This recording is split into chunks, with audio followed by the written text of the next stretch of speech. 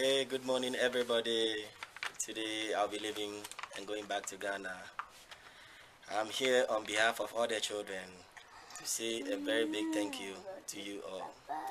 Everything you have contributed, both material, money, and prayers, will go a long way to help other children in Ghana. They came into this world not because of their fault, but they have to come and they are here. We thank you all and all those who help. That may dear God bless you and then keep you safe till we meet again.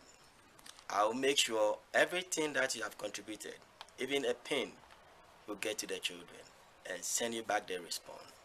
And you see a smile of them.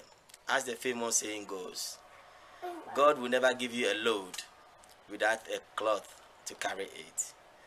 You have been so helpful, and this will go a long way to change their life. Even a cent counts in Ghana. I'm most grateful, and once again, thank you all. God bless you.